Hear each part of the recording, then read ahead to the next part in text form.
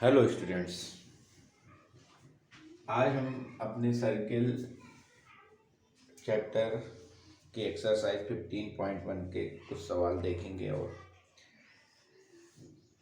आज हम पहला क्वेश्चन जो लेंगे वो होगा 4x। क्वेश्चन नंबर 21 है। कहता है रेखा 4x minus 3y equal to 12, रेखा 4x minus 3y that is equal to 12 वृत्त की बिंदु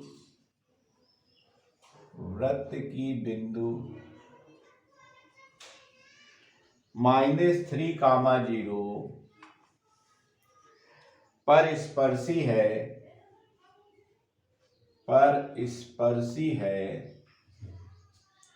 तथा रेखा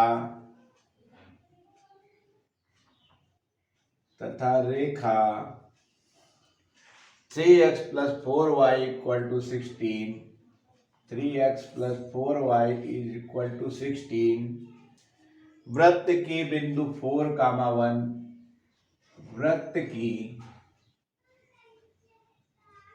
बिंदु 4,1 पर स्पर्शी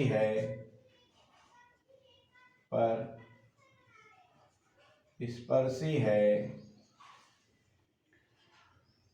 वृत्त का समीकरण ज्ञात कीजिए। वृत्त का समीकरण ज्ञात कीजिए। देखो क्वेश्चन हमसे क्या कह रहा है, रेखा 4x minus 3y is equal to 12 वृत्त इतने की बिंदु -3, 0 पर स्पर्शी है। स्पर्शी मीन्स टेंजेंट।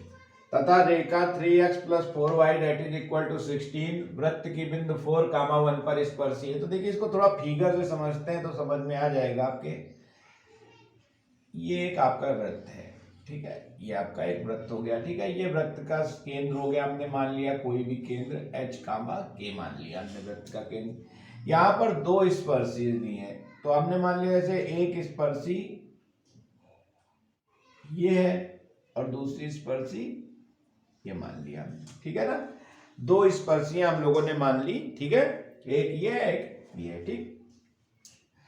देखिए एच कामा ये आप कोई भी नाम दे दीजिए, दोनों में से हमको क्वेश्चन सॉल्व करना है, बस हम थोड़ा समझा रहे हैं आपको। ये 4x minus 3y equal to 12 और 3x plus 4y is equal to 16।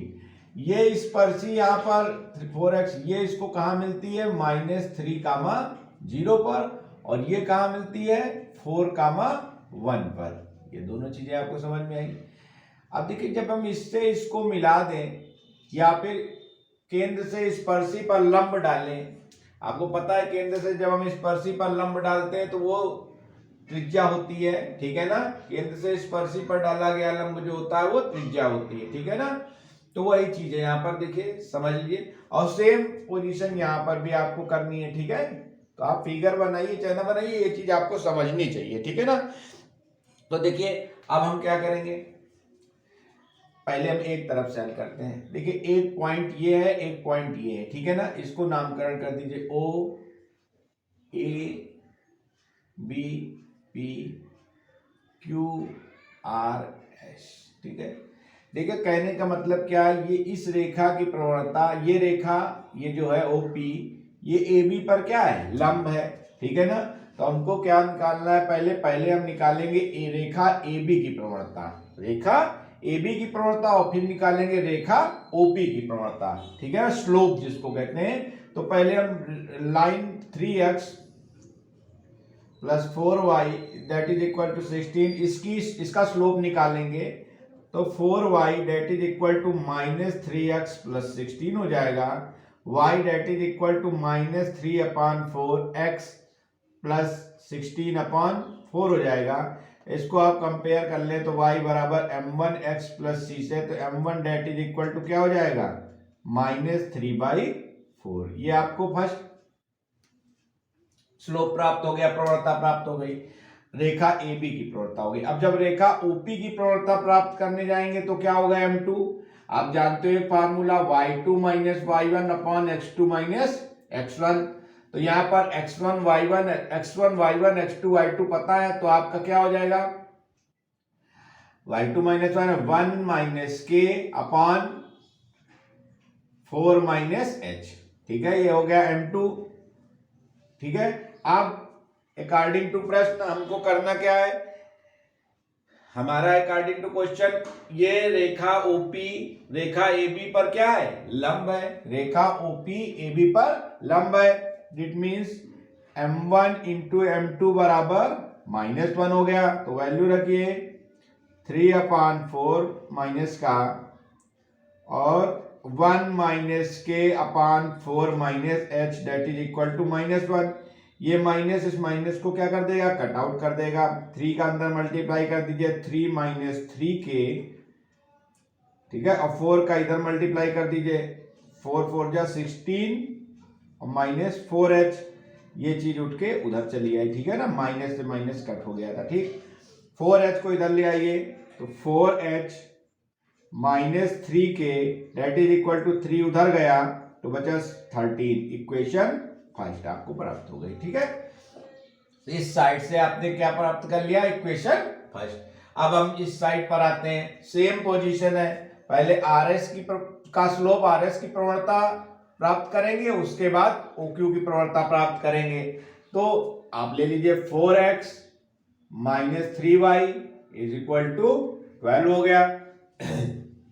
तो देखिए यहां पर 3y को उधर भेज दीजिए, तो 4x plus minus 12 that is equal to 3y। थोड़ा एडजस्ट करके लिख लिया, तो y बराबर 4/3x minus 12/3।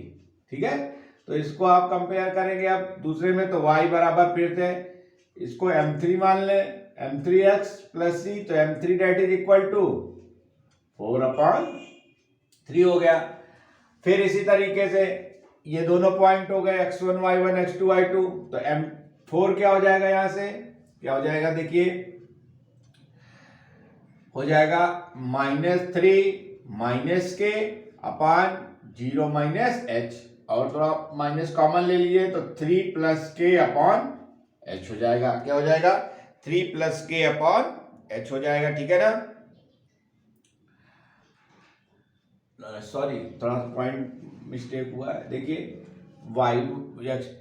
x1 y1 x2 y2 है, तो x2 y2 तो y2 की जगह 0 है। ठीक है ना, तो m4 हो जाएगा 0 माइनस के अपान -3 माइनस h, तो ये माइनस हटेगा तो k अपान 3 प्लस h आएगा। ठीक है, फिर तो वही चीज OQ जो है वो RS पर क्या है, परपेंडिकुलर है, लंब है, तो m3 into m4 that is equal to -1। तो यहां पर आप वैल्यू रखिए m3 की 4/3 इंटू m4 के अपान 3 प्लस h इक्वल टू -1। अब आप 4k इज इक्वल टू 3 3 जा 9, उधर गया माइनस से मल्टीप्लाई हुआ, -3h इधर ले आइए, 3h plus 4k is equal to 9। Equation 2 आपको फर्स्ट और सेकंड प्राप्त हो गया। ठीक है, आप देखिए फर्स्ट और सेकंड को आप सॉल्व आउट करके क्या करेंगे, h और k की वैल्यू निकालेंगे। ठीक है ना, तो h और k की वैल्यू निकालनी है। ठीक है, देखिए तो आप यहां देख रहे हैं 3k है, यहाँ 4k है, तो अगर हम इसमें 3 से मल्टीप्लाई करते हैं और इसमें 4 से कर दें, कहने का मतलब क्या है कि समीकरण 1 में 4 से तथा समीकरण 2 में 3 से गुणा करके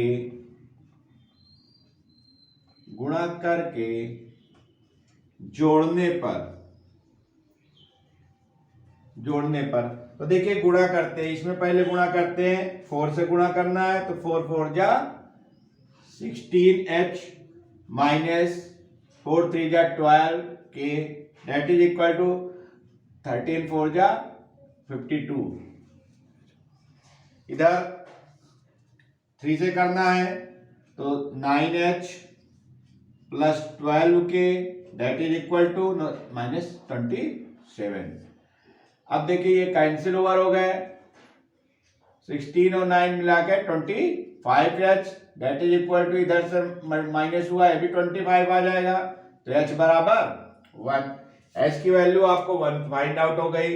h की वैल्यू आप कहाँ पे रख दे, किसी भी इक्वेशन में रख दे, समीकरण 1 में रख देते हैं। समीकरण 1 से, समीकरण 1 में जब रखा तो 4h minus 3k equal to 13, तो 4 into 1 minus 3k equal to 13, तो माइनस 3k इक्वल टू उधर चला गया तो बचा 9, तो k that is equal to -3। यानी आपका जो सेंटर है, केंद्र, वो आपको प्राप्त हो गया कितना, 1, -3। आपको केंद्र कितना प्राप्त हो गया, 1, -3।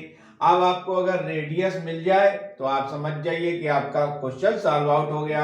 तो आप जानते हैं इन दोनों बिंदुओं के बीच की दूरी रेडियस होती है।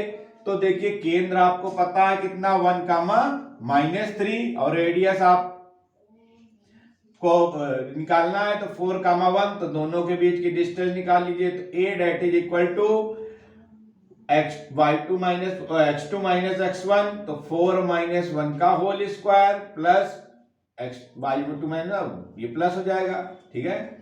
तो ये हो जाएगा 3 का वर्ग 9 और 4 का वर्ग 16, दैट मीन्स √25, दैट इज 1।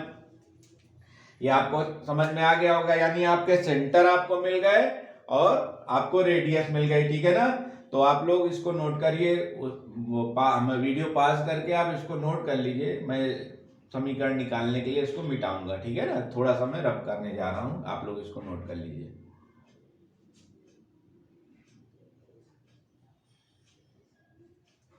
मैं रब कर रहा हूं।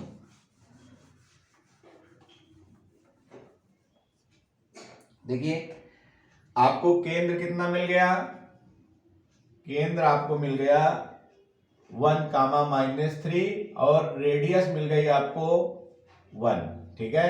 तो आप फार्मूला जानते हैं वृत्त का समीकरण, इक्वेशन ऑफ द सर्किल क्या होता है, x - h का होल स्क्वायर, y - k का होल स्क्वायर बराबर a स्क्वायर। तो वैल्यू रखिए x - 1 का होल स्क्वायर, यहाँ माइनस प्लस y प्लस 3 का whole square, that is equal to 1 square. चाहिए तो ओपन कर दीजिए, नहीं तो यही आपका आंसर हो जाएगा, ठीक है।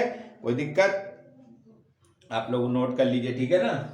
ओ सॉरी, यहाँ पर देखिए √25 का वर्गमूल 5 होता है, सॉरी, तो ये हो जाएगा 5 का स्क्वायर, रेडियस आपकी 5 आई है।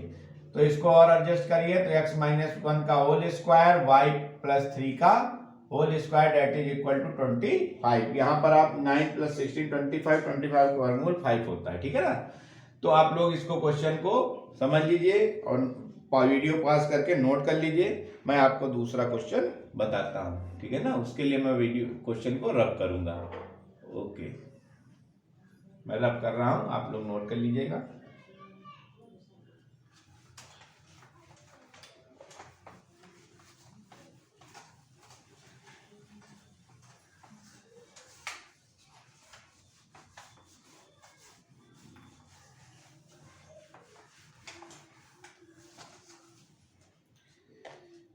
देखिए नेक्स्ट क्वेश्चन है 22। क्वेश्चन नंबर 22 हमसे कह रहा है, सिद्ध कीजिए कि वृत्तों, सिद्ध कीजिए कि वृत्तों x² + y² बराबर 1, comma x² + y² plus 6x - 2i plus 6x - 2i -1 that is equal to 0, तथा x² + y² -12x plus 4y is equal to 1 के केंद्र संरेख हैं, के केंद्र संरेख है। संरेख मतलब कोलिनियर है, ठीक है। आपको 3 इक्वेशन दिए हैं, पहले तो आप फर्स्ट ऑफ ऑल आप फाइंड आउट करेंगे इनके सेंटर। पहले आप सेंटर फाइंड आउट करेंगे। सेंटर फाइंड आउट करने के बाद आपको ये प्रूव करना है कि ये एक रेखा में है, एक सीधी रेखा में है। तो पहले तो हम आपका पहला इक्वेशन ले लेते हैं। क्या दिया है? X square plus y square equal to 1। तो मैंने आपको पहले ही बताया था कि जब भी इस तरीके का इक्वेशन होगा x square plus y square is equal to a square, तो आपको केंद्र आपके क्या होंगे? मूल बिंदु होंगे, सेंटर पॉइंट होंगे। दैट मींस 0,0 होंगे। ठीक है। अब आपको दूसरा इक्वेशन दिखाता हूं। X square plus y square plus 6x minus 2y minus 1 that is equal to 0। तो यहां पर जब हम कंपेयर करेंगे तो x square plus y square plus 2gx plus 2fy plus c equal to 0 जब कंपेयर करेंगे 2g इक्वल टू 6 हो जाएगा एंड 2f इक्वल टू -2। तो यहां से g इक्वल टू कितना हो जाएगा? g इक्वल टू हो जाएगा 3 और f इक्वल टू हो जाएगा -1। तो केंद्र क्या होता है? माइनस जी कामा माइनस एफ होते हैं ना। माइनस जी कामा माइनस एफ, तो -3 हो जाएगा और एफ की जगह 1 हो जाएगा। तो हमारा दूसरा केंद्र कितना आ गया? -3 कामा -1। ठीक है। अब हम तीसरे इक्वेशन को लेते हैं। X square plus y square minus 12x plus 4y। इस 1 को हम क्या करते हैं? इधर ले लेते हैं तो -1 हो जाएगा। अब फिर इसकी कंपेयर कर लेते हैं इसको। X square plus y square plus 2gx plus 2fy plus c बराबर 0 से इसको कंपेयर करेंगे फिर से। तो 2g बराबर -12 और 2f बराबर 4। तो g बराबर कितना हो जाएगा? -6 और f बराबर 2। तो यहां पर भी आपके वही केंद्र क्या होंगे? -g कामा -f। तो -g का मतलब 6 और f का मतलब -2। ये हो गए सेंटर आपके। आपको 3 सेंटर प्राप्त हो गए। कौन कौन? 0 0 -3 कामा 1 और 6 कामा -2। कौन कौन से प्राप्त हुए आपको? 0 कामा 0 -3 कामा 1 और 6 कामा -2। अब देखिए इसको संरेख कोलिनियर प्रूव करने के दो तरीके। एक तरीका यह है कि पहले आप किन्हीं दो पॉइंट्स को ले लें और दो बिंदुओं से जाने वाली रेखा का समीकरण लगा दें। ठीक है ना। कौन सा? y minus y1 that is equal to y2 minus y1 upon x2 minus x1 और x माइनस x1। जो समीकरण प्राप्त हो उसमें तीसरा पॉइंट रख दें तो वो संतुष्ट कर देगा। ठीक है ना। एक तरीका ये। दूसरा तरीका आपने हाई स्कूल में इजी गोइंग पढ़ रखा है। क्या? एक होता है त्रिभुज का क्षेत्रफल। ठीक है ना। त्रिभुज का क्षेत्रफल फार्मूला आप लोग जानते हैं 1/2x1 y2 minus y3 plus x2 y3 minus y1 plus x3 y1 minus y2। क्या कहता है क्वेश्चन? कि अगर संरेख है तो त्रिभुज का क्षेत्रफल सदैव 0 आना चाहिए। ठीक है ना। तो देखते हैं क्या 0 आता है। x1 की जगह 0 रखते हैं। y2 माइनस y3 का मतलब 2। x2 की जगह रखेंगे तो -3। y3 माइनस y1 तो -2 -0 प्लस x3 की जगह 6 रखेंगे। y1 minus y2। देखते क्या होता है। 0 से किसी चीज का गुणा क्या हो जाता है? 0 और -2 से -3 का गुणा हो जाएगा प्लस का 6 और प्लस 6 से -1 का गुणा -6। ये आपका कट के क्या हो जाएगा? 0। तो बना के क्या आ गया? 0। 0 आ जाने का मतलब है कि ये तीनों बिंदु जो है क्या है? वो संरेख है, एक सीधी रेखा में है। ठीक है। तो आप लोग वीडियो क्वेश्चन को नोट कर लीजिए, समझ लीजिए। अगर कुछ नहीं समझ में आता है तो मुझको कमेंट बॉक्स में लिखकर बताएं। और अगर आपने अभी तक मेरा चैनल सब्सक्राइब नहीं किया है तो उसको तुरंत कर दें, शेयर करें और बेल आइकन को जरूर दबाएं ताकि नेक्स्ट वीडियो आपको प्राप्त होते रहे। Okay, thank you.